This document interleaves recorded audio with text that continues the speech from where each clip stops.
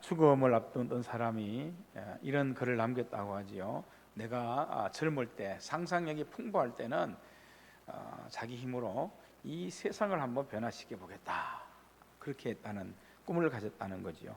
그리고 나이가 조금 들어서 이제 지혜를 얻어 보니까 이 세상은 자기가 바꿀 그런 어떤 힘이 없다는 것을 알면서 시야를 잠깐 좁혀서 내가 살고 있는 나라를 한번 변화시켜 보겠다, 이런 결심을 했다. 근데 그것도 역시 불가능한 일이었네라고 그렇게 말합니다. 그리고 이제 황혼이 되었을 때 이제 마지막 시도로 가장 가까운 가족이라도 내가 변화시켜야 되겠다, 그런 마음을 정했는데 그것도 거의 많이 달라지지 않더라 하는 이야기였습니다. 그래서 이제 죽음을 맞이하기 위해 자리에 누운 나는 문득 깨닫는다네.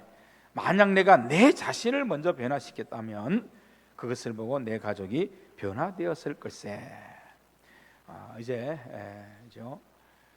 죽을 때 되어서 철든다고 설이 든 것 같습니다. 그러니까 차라리 내 자신을 먼저 변화시켰더라면 하는 거지요.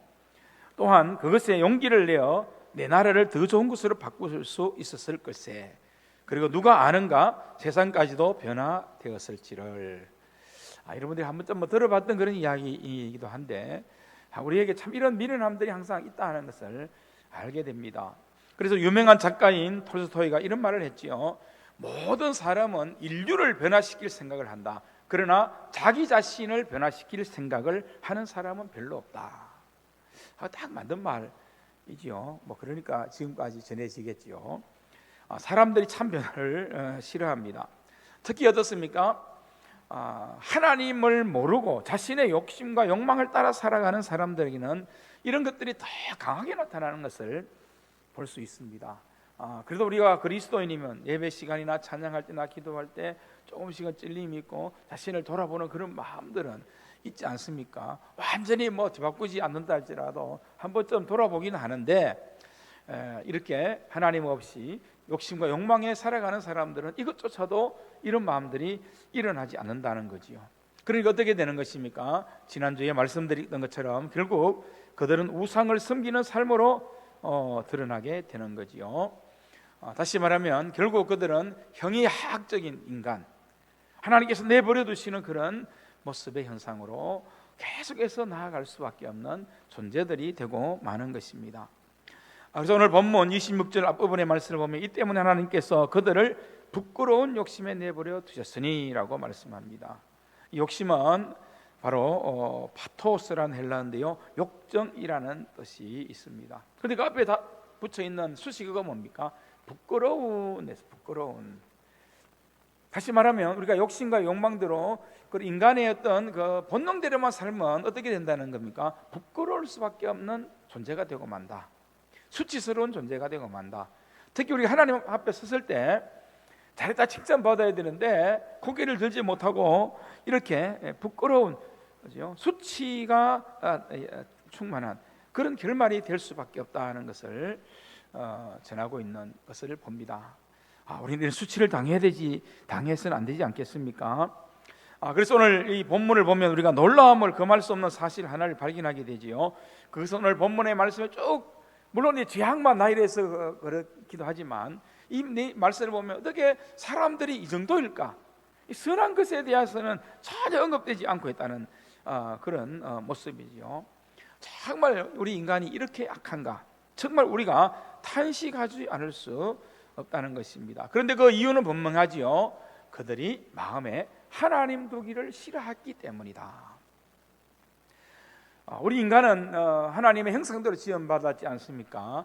그래서 우리는 하나님을 마음에 둘 수 있는 그런 공간이 있고 하나님을 우리의 마음에 두어야 온전한 하나님의 형상으로 회복되는 거지요.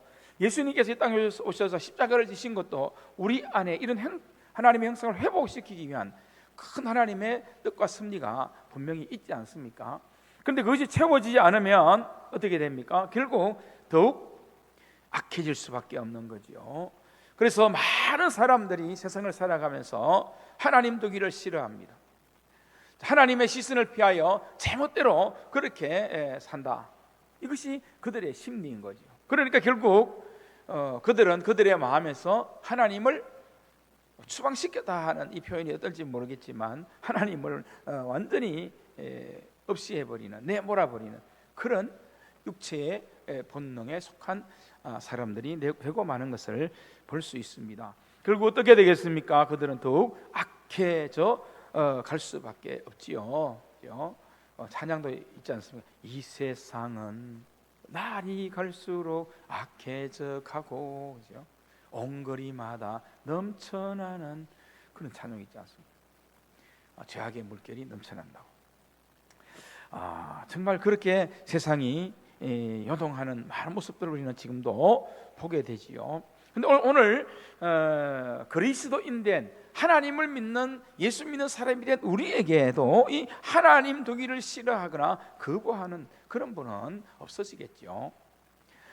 우리 성도는요, 항상 우리의 마음의 문을 열어야 됩니다. 그래서 주와 동행하는 삶의 은혜와 복을 누려야 하는 거지요. 하나님을 더 깊이 체험해야 되고, 또 하나님을 아는 지식의 소중함을 분명히 알아야 됩니다. 사람이 이렇게 악한 행동을 하자 하나님께서 어떻게 하셨습니까? 제 마음대로 하도록 내버려 두셨다, 그렇게 말씀합니다. 이미 이것은 지난번에도 설명을 드렸습니다. 가장 무서운 심판이다. 그래서 그들이 상실한 마음대로, 부패한 마음대로, 썩어 빠진 마음대로 하나님께서 그냥 내버려 두실 수도 있다. 얼마나 이것이 무서운 심판인가 하는 것을 알 수 있습니다. 여기서 상실했다, 이 부패했다는 말은 이 동전을 만들 때, 원래 동전도 우리나라도 동전이 있습니다만은 동전을 만들 때 동전의 규격에 맞는 규격이 있잖아요. 그 규격에 맞게 동전을 만들어야 되는데 그 동전의 규격에 맞지 않아서 쓸모없는 것이 되어버렸다는 그런 의미가 됩니다.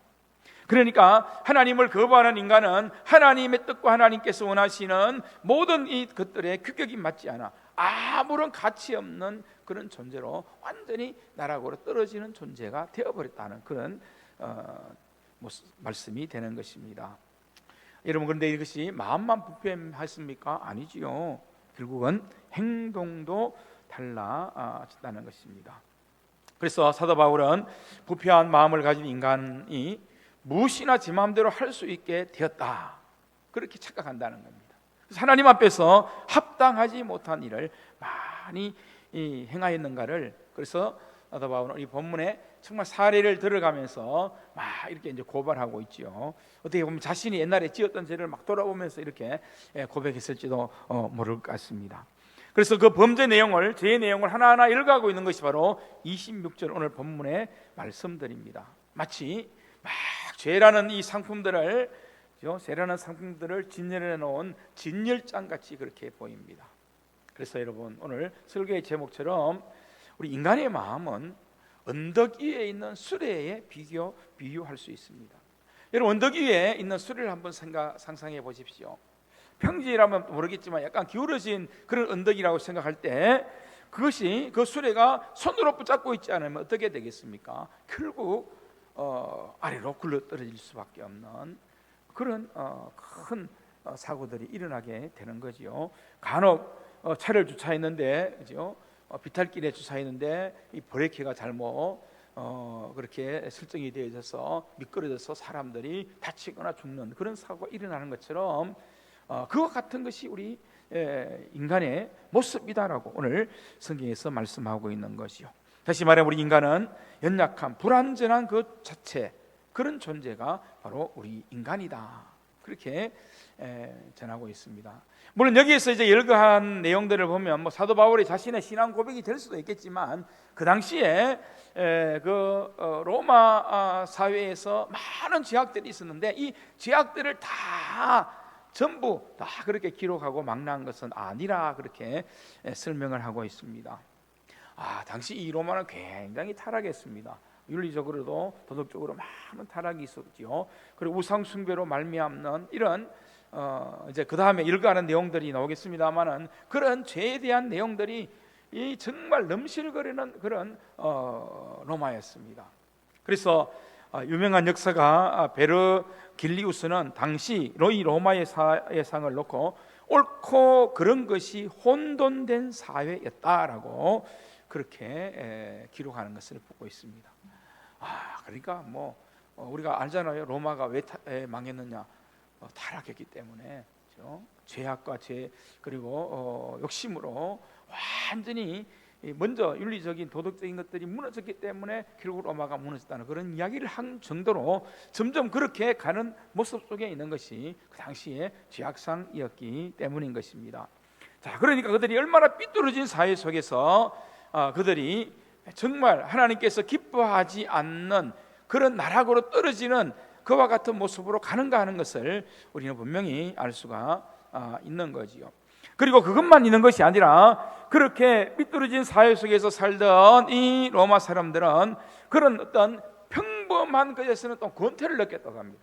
그렇게 죄를 지으면서도 죄 짓는 그것이 뭐 그런 작은 죄 이런 죄 짓는 것들은 권태로 와서 더 쾌락을 즐기고 더 욕심들어 나아가면서 그렇게 죄를 지을 수 있는 어떤 것들은 없는가, 이런 것들을 서슴지 않고 생각하면서 그렇게 살았다는 거죠.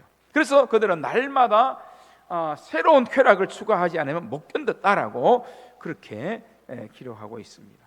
정말 즐길 수 있는 거라면, 육체적으로 본능적으로 할 수 있는 것이라면 서슴지 않고 저질렀다는 것이죠. 그래서 사도 바울은 이것을 전체적으로 다 보고 있는 것입니다. 정말 우리 인간은 이런 존재이구나. 언덕 위의 수레 같은, 정말 우리는 불완전한 존재일 뿐인데, 자, 이것을 생각하면서 사도 바울이 뭘 생각했을까요? 그래서 하나님이 필요하고 예수님이 필요하고 우리에게는 은혜가 필요한 것이구나. 아마 더 충만한 은혜를 바울이 사모하는 마음으로 나가지 않았는가 하는 것을 보게 됩니다. 그런데 오늘 이어지는 말씀을 보면요, 26절, 27절, 우리가 26절, 27절 한번 같이 읽겠습니다. 시작. 이 때문에 하나님께서 그들을 부끄러운 욕심에 내버려 두셨으니 곧 그들의 여자들로 순리대로 쓸 것을 바꾸어 영리로 서며 그와 같이 남자들도 순리대로 여자 쓰기를 버리고 서로 향하여 업력이 불불듯 하며 남자가 남자와 더불어 부끄러운 일을 행하여 그들의 그릇 때문에 상당한 보응을 그들 자신이 받았느니라. 아멘. 가장 부끄러운 것이 일어났던 것이 이제 성적인 타락, 도덕적인 타락인데, 그 중에서도 가장 하나님이 기뻐하지 않는 동성애 이렇게 표현하고 있습니다. 하나님의 말씀이 있는데 그것이 순리지요. 사실은 순리인데, 물론 뭐 하나님을 모르고 거역하기 때문에 순리대로 살아갈 그런 길을 모를 수 있기 때문에 이렇게 죄를 범할 수도 있지만, 인간 본성 자체로 그렇게 살아가기 때문에 그렇게 타락한다는 거예요. 그래서 거꾸로 하나님께서 이게 맞다 하는데 마귀가 원하고 세상이 요구하는 대로 거꾸로 가 있는, 거꾸로 세상으로. 오늘 우리가 살아가는 이 시대도 이런 것들을 얼마나 많이 보게 됩니까? 그래서 오늘 본문에는 있지만은 그들의 여자들도 순리대로 쓸 것을 바꾸고 영리도로 했다. 여자들도 그렇게 했는데, 그 다음에 보면 남자들도 그렇게 했다라고 그렇게 기록하는 것을 볼 수 있습니다. 그래서 오늘 이 본문의 말씀에서 나오는 이 동성애, 참 무서운 제약이지 않습니까? 물론 이제 노아 시대에도 하나님께서 심판해야 되겠다라고 할 때 이런 타락을 보면서 이런 굉장히 좋지 않는 정말 하나님께서 지키주신 그런 말씀의 윤리들이, 계명들이 무너지고 너무 인간의 본능을 따라서 그렇게 쾌락을 따라 살아간 것들을 보며 심판하신다고 했지 않습니까? 그리고 소돔과 고모라 성을 우리는 너무나 잘 알고 있지 않습니까? 그들이 가장 심각했던 것은 바로 동성애죠. 동성애. 오늘 말씀에서 하는 그 말씀의 죄라는 것을 알 수 있습니다. 그런데 놀랍게도 이런 동성애가 그 당시 로마의 귀족들에게 굉장히 퍼져 있다는 거예요. 성적인 타락은 뭐 물론이겠지만은 그것으로 만족하지 못하고 동성애를 즐기면서 거기서 자신들의 쾌락에 최고까지 가보자 하는 그런 마음인지는 모르지만 그렇게 치닫았다는 겁니다. 우리가 생각하기에는 어떻게 그럴 수 있지, 좀 생각이 안 되고 우리는 상식적으로도 좀 이렇게 느끼지 못하는 건데, 여러분 이거예요. 이 죄와 쾌락과 욕망에 한번 빠져서 본능적으로 살아가면 인간이 어디까지로 갈지 모르는 거예요. 거기다가 그 당시에도 마약이나 이런 것이 있었지 않겠습니까? 지금처럼 이름이 딱 정해지진 않았지만은 뭔가 사람의 정신과 마음을 혼미하는 것들이 있고, 부자들은 그런 어떤 쾌락을 즐기면서 살았기 때문에 특히 귀족층에서 왕족들 중에서도 이런 사람들이 너무 많았다고 그렇게 기록하는 것을 보게 되어집니다. 심지어는 짐승과 교합하는 일까지 대수롭지 않게 여길 정도였다고 그렇게 하지 않습니까? 그런데 여러분, 이것들이 그 당시에 있었던 일이지만 이 죄가 계속해서 뭐 반복되고 반복되는 것이 아니지 않겠어요? 지금 보면 전 세계와 우리나라에도 똑같이 이러한 일들이 일어나고 있는 것을 봅니다. 참으로 위기다라고 할 수 있을 만큼 이런 하나님을 거역하고 거스린 일들이 너무나 많이 일어나고 있다 하는 것을 분명히 알 수 있습니다. 하나님께서 분명한 순리를 주셨지 않습니까? 가정을 세우고 남자와 여자가 두 성이지요. 남자라는 성과 여자라는 성. 그래서 이것을 통해서 가정을 이루고 이것이 순리다. 그렇게 했는데 이렇게 동성애를 즐기고 그런 쾌락 가운데 빠진다는 것은 하나님께 불순종하는 것이요, 그리고 하나님을 대적하는 행위와 같은 것입니다. 참으로 하나님을 만으로 여기는 방자하게 하는 행동이라는 것을 알 수 있지 않습니까? 그런데 여러분, 이렇게 했을 때에 이러한 추악한 죄에 빠지게 되자 응분의 결과가 찾아왔는데 27절 마지막 절에 있는 것처럼 그들의 그릇 때문에 상당한 보응을 그들 자신이 받았느니라 라고 말씀합니다. 당연하지요. 에이즈라는 질병이 찾아오기도 하고, 결국은 이런 극심한 타락과 이런 쾌락주의로 가면 거기에서 나오는 많은 것들이 이제 다 파생되게 됩니다. 가정이 무너지는 이런 것들은 다반사일 뿐만 아니라요, 거기에서 나오는 많은 이제 질병들이 나오겠지요. 그리고 또 그것뿐만입니까? 그것 때문에 살인이 일어나고 또 그것 때문에 여러 가지 경제적인 고통까지도 더해지는, 그래서 마약을 하게 되는, 그래서 쾌락을 더 즐기려고 하는 그런 일들이 결국은 스스로 심판에 깊이 빠지는 그런 모습이지 않습니까? 그리고 타인의 고통은 아예 상관없는 것처럼 내몰라라 하면서 자신들만 즐기려 하는 일들이 일어나게 되는 것을 볼 수 있습니다. 지금 우리나라에도 이제 차별금지법이라는 것이 계속 발의가 되고 있습니다. 22대 국회에도 진보당의 손소리라는 젊은 여자분이 국회의원인데요, 손소리라는 국회의원이 이번에 또 발의를 했습니다. 그래서 금요일 날 국회의사당 앞에서 차별금지법에 대한 반대 집회를 많은 사람들이 모여서 여기서 반대 집회를 하게 되었죠. 저도 이제 그날 아침에 일찍 가서 참석을 하고 그 자리에 현장에 있었는데요. 그 내용을 들어보면 여러분 한번 좀 들어봐야 됩니다. 왜냐하면 차별금지법이라고 하니까 일반적으로 사람들이 생각하기를 차별을 하지 말자는 건 좋은 법이 아니냐라고 이렇게 생각을 하거든요. 근데 저는 한번 설명을 드렸지만은 이것은 차별을 하지 말라는 그런 금지법이 아닙니다. 이미 장애인이나 또 약자들에 대한 이 차별에 대한 것들을 보호하는 법들은 이미 다 만들어져 있습니다. 여기에서 이 포괄적 차별금지법은 뭘 말하느냐 하면 동성애자들을 인정하는 것, 그뿐만 아니라 비윤리적이고 비도덕적인 이런 모습들, 이런 것들까지도 다 거기에 막 이렇게 포함해서 그렇게 이 법을 처리하려고 하는 그런 악한 마음들이 거기에 포함이 되어 있는 것을 보게 됩니다. 고양이나 개 이렇게 잘못해서 다치게 하거나 죽게 만들면 벌금을 내든지 감방에 가야 되는데, 이런 것들이 연결되다 보니까 이제는 낙태하는 법도 그냥 약물이나 무슨 수를 통해서 낙태하는 것도 너무나 정당해하는, 최소한의 그런 마음의 가책이나 양심이 있어서 한 생명을 사랑하고 귀중히 여긴다는 이런 마음은 그래도 가져야 되는데, 이런 마음조차도 다 뺏어버리는, 그래서 정말 엄마의 품에서 숨쉬고 자라는 그 아이들이 말이죠, 이거 개나 고양이보다 더 못한 그런 생명으로 그렇게 발휘하는 것, 이게 맞는 겁니까? 동물은 그렇게 보호하고, 동물을 잘못했고지 하면 벌금 내라고 그러니까 형을 살아야 된다 하는데, 근데 사람들에게는 그것을 더 편하게 만들기 위한 그런 악법들을 만들고 있다는 것이, 이게 맞는 것은 결코 아닌 것이지 않습니까?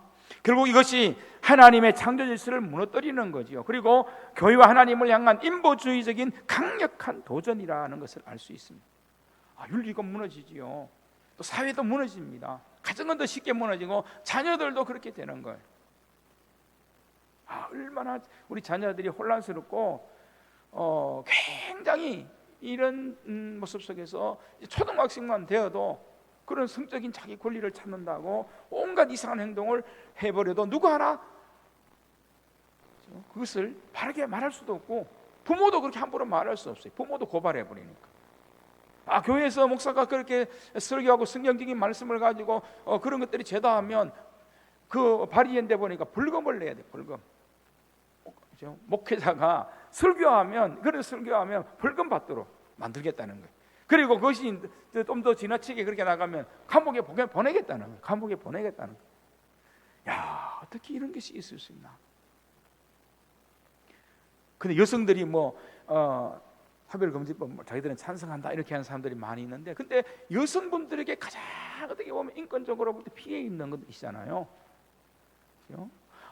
지난번에도 그런 일이 있었지만 나는 남자인데 나는 여자야 하면 여자가 되어버리는 거예요. 나는 여자다 하고 여탕에 들어가면 누구도 말릴 수가 없다는 게 이게 말이 됩니까? 말이 돼요. 그 군대도 마찬가지잖아요. 군대도 그런 동성애자들이 군대에 가가지고 말입니다. 남자가 나는 여자다 하면 여군들과 함께 찰 수 있는 거예요. 어떻게 이런 일이 있을 수 있습니까? 근데 여성들이 이것을 너무 모르니까 그냥 차별금지법이라는 그 말만 들으니까 찬성하는지는 모르겠는데, 지금 어떻게 보면은 여성들에게 가장 힘든 그런 상황이 올 수밖에 없고, 또 교회는 더 어려움을 당하게 되고 교회가 쓸 자리를 잃어버리는 그런 상황을 맞이합니다. 정말 위기라고 할 수 있는 문제들이 일어날 수 있거든요. 그래서 정교 분리 원칙에서 교회를 좀 탄압해 보겠다는 대통령께서 그런 이야기를 하는 걸 보고, 야, 어떻게 저렇게 무지한 이야기를 하는가 할 생각을 할 정도로 좀 무지한, 그게 정교 분리가 아니거든요. 정말 우리도 국민의 한 사람이고 종교인도 국민의 한 사람이고, 또 이 나라의 법에 대해서 또 나라의 정권에 대해서 잘못된 것은 잘못했다고 말할 수 있고, 또 바르게 해야 될 것은 바르게 하자고 할 수 있는 권리가 누구에게나 있는데, 왜 이것을 교회가는 못하게 하는, 입을 완전히 틀어 막아서 진리를 외치고 또 바른 것들을 바른대로 사회나 이 시대나 가정들이 가자고 하는 이것들을 막으려고 한다. 이것은 정말 저는 제 머리로 생각할 땐 도저히 상상이 않고 이해가 안 돼요. 그런 법을 왜 발의하는지. 저 사람들은 가정도 없나? 자기 자녀들이 나중에 그렇게 하면 어떻게 할까? 그렇죠?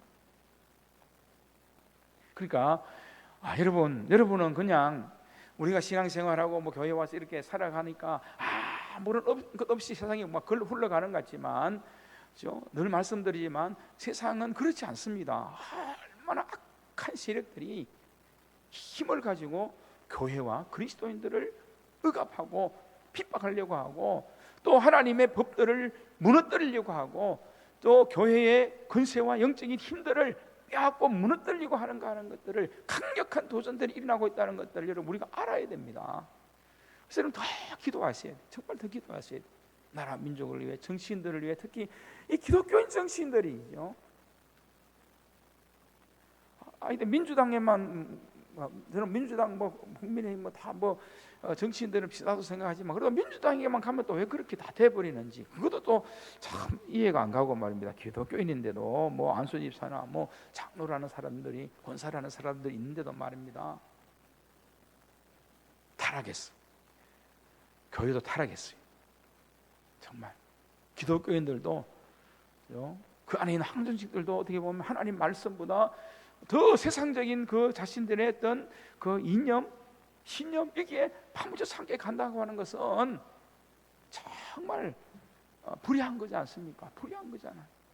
예전에는 정말 말씀 하나 지키기 위해, 정말 말씀대로 살아가는 그 믿음 하나 지키기 위해, 말씀의 진리 하나 수호하기 위해 정말 많은 사람들이 목숨을 던지고 순교의 제물로 하나님께 드려지고, 사자의 밥이 되고 또 화형이 되고 칼에 죽고, 근데 지금은 뻔히 알면서도 그렇지 않다는 것이, 이것이 더 큰 위기라는 것을 여러분 아셔야 됩니다. 그래서 여러분, 우리 기독교인들, 우리 그리스도인들이 정말 영적으로 좀 완전히 깨어 있어야 돼. 눈을 좀 번쩍 뜨고 정말 간절히 기도해야 되고, 그렇다고 해서 뭐 정치적인 어떤 행위를 하라는 이것보다는 우리는 말씀의 기준에 의해서 기도하고 우리가 바르게 살고 우리 자신을 돌아보면서 철저히 우리가 먼저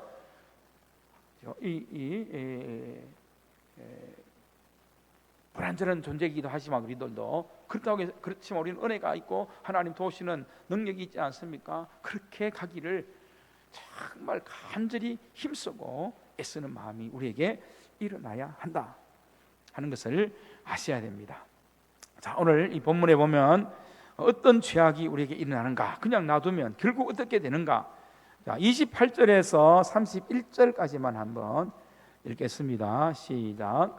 또한 그들이 마음에 하나님 두기를 싫어하며 하나님께서 그들을 그 상실한 마음대로 내버려 두사 합당하지 못한 일을 하게 하셨으니 곧 모든 불의, 추악, 탐욕, 악의가 가득한 자요, 시기, 살인, 분쟁, 사기, 악독이 가득한 자요, 수군수군하는 자요, 비방하는 자요, 하나님께서 미워하시는 자요, 능욕하는 자요, 교만한 자요, 자랑하는 자요, 악을 도모하는 자요, 부모를 거역하는 자요, 우매한 자요, 배약하는 자요, 무정한 자요, 무자비한 자라. 아멘. 근데 이 열간 이 내용들 보면 정말 마치 죄의 진열장에 죄를 딱 지내는 것처럼 그렇게 보이는데, 근데 사실은 우리 인간의 본연의 모습이 이런 불완전한 존재이기 때문에 우리가 예수님을 믿고 신앙생활을 한다고 하지만 우리에게 이런 모습들이 어느 하나든지 우리에게도 일어날 수 있는 그런 죄라는 사실입니다. 사실은, 그렇죠? 우리가 이 말씀들을 보면 이 말씀에서 우리가 다 자유로울 수 없는 그런 존재라는 것을 우리는 알 수 있지 않습니까? 그렇지만 우리가 이런 가운데도 담대할 수 있고 믿음의 용기와 확신을 가지고 오히려 이것을 이기며 나아갈 수 있는 것을 사모해야 한다는 거지요. 왜냐하면 이런 불완전한 존재가 우리 인간이지만은 우리는 이런 불완전한 모든 죄에 대한 것들을 예수님을 믿는 순간 예수님의 십자가의 보혈의 권세와 능력으로 다 사함받는 은혜를 우리가 입었지 않습니까? 그렇죠? 그러니까 우리는 충분히 이길 수 있고 감당할 수 있고 넘어설 수 있는 그런 어떤 영적인 권세가 우리 안에 있다는 거죠. 있다는 겁니다. 이 권세를 빼앗겨서는 안 됩니다. 세상을 이기고 죄를 이기는 권세가 저와 여러분에게 있는 줄로 믿습니다. 빼앗기지 말으십시오. 지켜나가야 됩니다. 그래서 우리가 말씀을 더 사모하고 영적인 것들을 더 사모해야 되는 이유가 여기에 있어요. 우리가 말씀을 사모하지 않고 영적인 것들에 집중하지 않으면 이 권세를 잃어버리게 되는, 결국 빼앗기게 되거든요. 정말 중요하다는 것을 여러분이 분명히 아셔야 됩니다.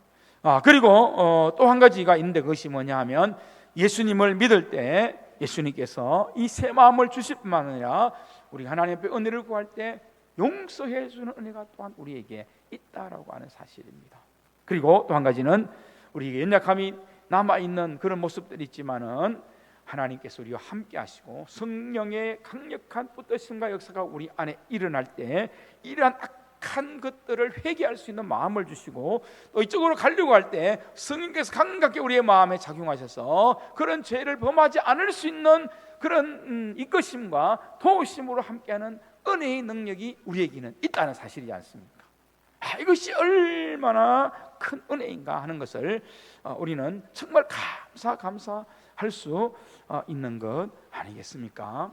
정말 이 말씀대로 이렇게 또 우리가 살펴보면 천국 문을 열어준다 해도 정말 들어갈 자가 하나도 없을 것 같은 그런 느낌이 들지 않습니까? 언덕 위의 수레처럼 말입니다. 그런 불안전한 마음이 들 수밖에 없는 것 아닙니까? 그래서 26절에 나오는 이 죄를 한 가지 우리가 살펴보면 마치 마귀가 우리를 향해서 손가락질하면서 막 어떤 고소하는 그런 느낌이 들지 않습니까? 그런데 제가 말씀드린 것처럼 이 놀라운 은혜, 하나님을 싫어하는 부패한 우리의 마음에 예수 그리스도 안에서 새 마음으로 바꾸신 은혜가 임해 있고, 또 예수님을 믿을 때 우리는 모든 죄를 용서받을 수 있는 그 긍휼과 은혜를 입는 은혜가 우리에게 있고, 예수님을 믿은 후에도 그렇게 믿음으로 나아갈 때 성령님과 우리 주님 함께 하시는 그 힘을 통해서 능히 이것을 지켜주시고 막아주시는 은혜가 있다는 거. 그래서 참 우리는 감사할 수 있다는 사실입니다. 우리 다 연약하지. 우리도 불완전합니다. 그래서 어떻게? 오직 우리는 주의 은혜에 매여. 은혜에 매여. 그렇죠?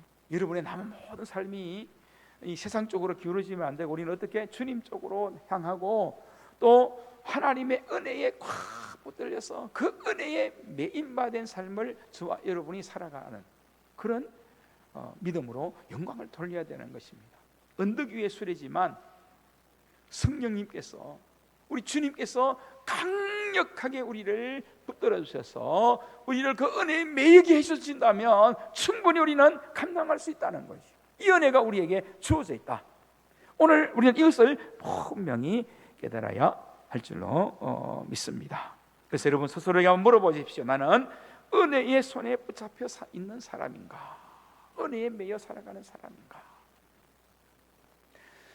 저와 여러분의 모든 삶이 정말 주의 말씀에 붙잡힌 바 되고 예수 그리스도에게 붙잡힌 바 되고 또 은혜에 매인 바 되고 그래서 우리가 날아가는 모든 삶에 참 어떻게 보면 우리 인생도 언덕 위의 수레 같은 그런 모습이기도 하고 불완전한 존재이기도 하지만 그러나 그럼에도 불구하고 우리가 이렇게 기뻐하고 용기를 가질 수 있고 담대할 수 있는 것은 바로 우리를 붙드시는 성령님, 우리와 함께 하시는 그 예수님 말씀의 권세가 우리를 지켜주시고 함께 하시기 때문이다. 기도했어야 됩니다. 세상의 악한 영들과 사단의 세력들은 예수 그리스도의 권세 뒤로 물러갈지어다 선포하십시오. 말씀의 권세 앞에 무릎을 꿇게 될지어다 그렇게 기도하셔야 됩니다. 이런 것들 우리가 좀 선포해야 한다고 생각합니다. 물론 사람들 있는 데서 막 그렇게 막 소리 내서 하지는 마시고 오히려 그것이 또 사람들에게 물론 해도 되지만은 잘못 오해할 수 있는 소지가 있으니까 여러분 속으로 할 수 있고 또 뭐 차 운전하면서도 할 수 있고 세상에서 나가면서 혼자 있을 때 얼마든지 선포할 수 있잖아요. 나는 하나님의 자녀다. 죄의 권세를 이길 수 있다. 이 악한 언덕 위의 수레 같은 우리 존재지만 그러나 우리는 성령님께 은혜에 매여 살면 충분히 감당할 수 있는 은혜의 사람이 될 수 있다. 믿음으로 나갈 수 있다. 승리할 수 있다. 할렐루야. 이 선포를 하시면서 살아가야 됩니다. 날마다 여러분의 삶에서 방언으로 하시든지 뭐 어떻게 하시든지 선포하십시오. 선포하십시오. 한번 따라서 하십시다. 하나님 안에서 은혜를 선포하자. 할렐루야. 기도하겠습니다.